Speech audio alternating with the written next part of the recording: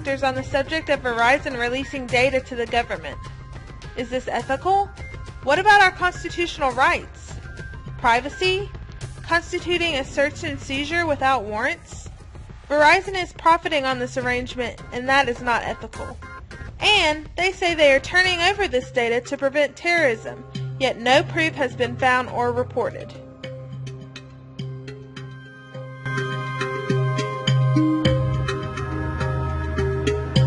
Of the federal government. Good evening, I'm Julie Newman. And I'm Georg Zeig, and the Obama administration is doing damage control tonight as they try to explain the justification for what many are calling an invasion of privacy that dates all the way back to 2009. News 5 WCYB's Kyle Benjamin spoke to a local security and law experts and explains the impact of the U.S. government spying on its own people.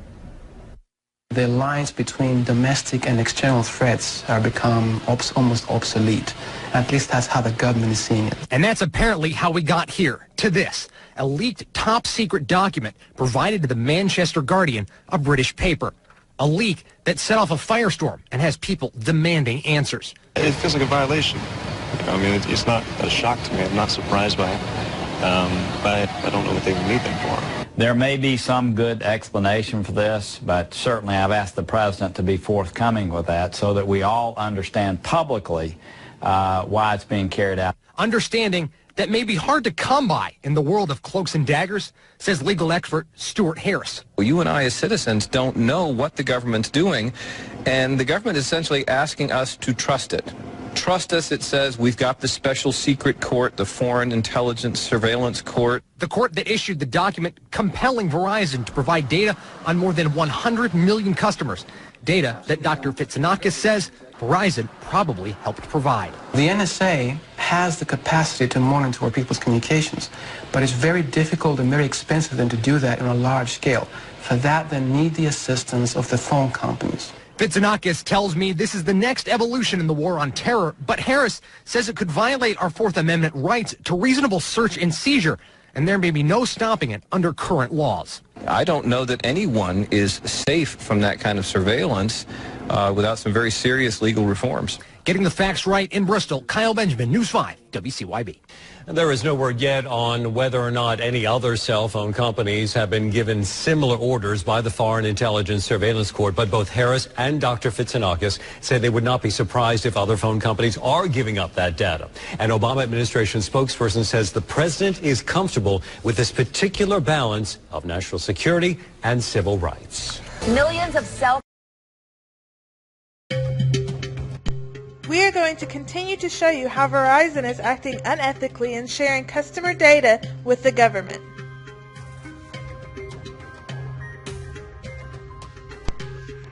June 2013 was when the first report was leaked that Verizon was assisting with the secret court order by the government to collect phone data without the customer's knowledge.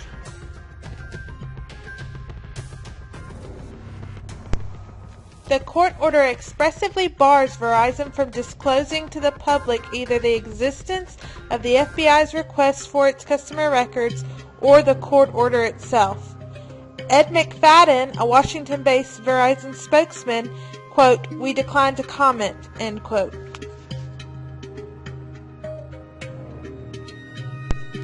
Verizon was one of the first firms that declined to answer the Guardian questions relating to the legality of a scheme where Verizon was revealed in June to be under a secret court order to hand over details of the phone records of millions of its U.S. customers.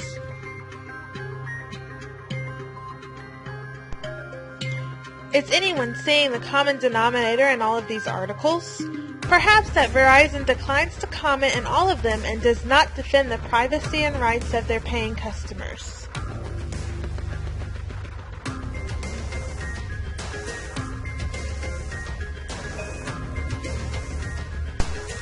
In Verizon's Code of Conduct, it says, quote, "Verizon's privacy policies inform customers about what information is collected about them and how it is used.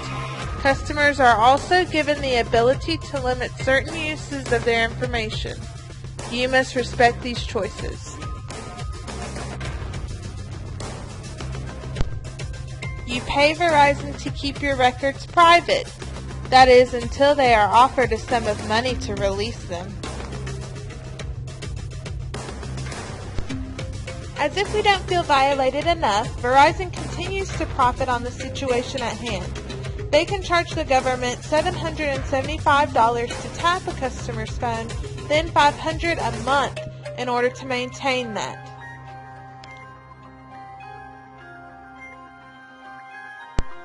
Now that Verizon already has their internal billing system with the government's also willing to give them a contract to offer them $10 billion to get some more of the customer's data.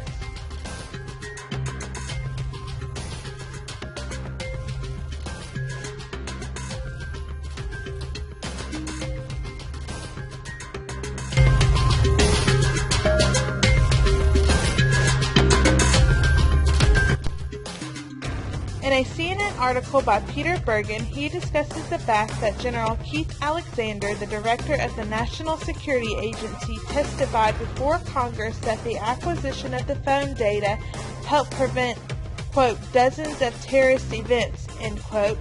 The next day, two senators who both serve on the Senate Select Committee on Intelligence and have access to the nation's most sensitive secrets released a statement stating, quote, General Alexander's testimony yesterday suggested that the NSA's bulk phone records collection program helped thwart dozens of terrorist attacks, but all of the plots that he mentioned appear to have been identified using other collection methods, end quote.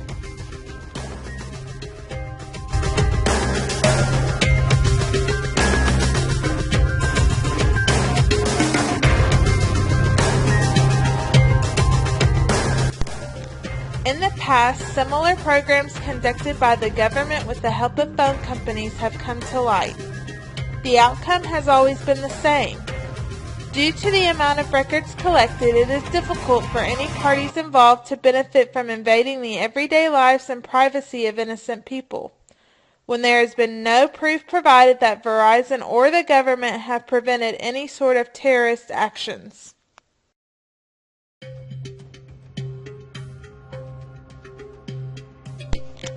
As a Verizon customer, are you willing to surrender your privacy rights to let your phone provider profit on a program that has no purpose or evidence of success? Well, can you hear me now? If you're the government hearing a Verizon customer, the government absolutely can hear you. That's because the National Security Agency has been collecting millions upon millions of phone records from the Verizon users without their knowledge. And the best part is that all of this seems to be legal. The Guardian newspaper was able to obtain a top-secret court order that was issued back in April, allowing the NSA access to information on all Verizon telephone calls within their system, both within the U.S. and outside of it. That's until July 19th of this year. So are you scared yet? Well, RT's Chad Boyle took to the streets of D.C. to see if any Americans are actually okay with this type of blanket surveillance. How do you feel about the recent news that was released today that the NSA has been taking the phone records of Verizon users? As long as they're not listening to my calls, I figure they're probably going to do what they're going to do, so I'm not too worried about it. I think it's a bit sketchy and scary. I feel like it's an invasion of my privacy.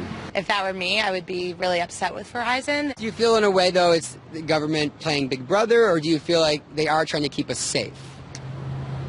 They are playing Big Brother to help keep us safe. There's probably no need for them to go in. I understand they're just arguing that they were just getting data and not content.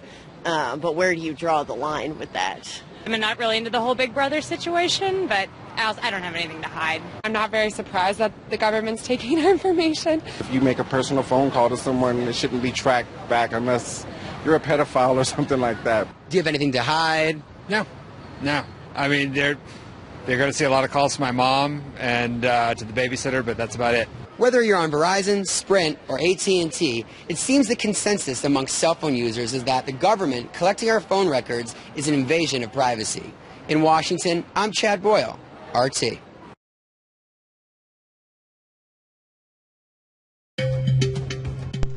In the whole scheme of things, Verizon has attempted to convince the general public that their unethical actions are for the better interest to keep our country safe. Their actions have allowed Americans to accept that it is okay that their privacy is being invaded for the benefit of our government. Where and when will the line finally be drawn? If we accept that it is okay for companies like Verizon to surrender and give over this information with no fight, it is only going to accelerate in the future, where eventually we will have no privacy or rights to defend as Americans.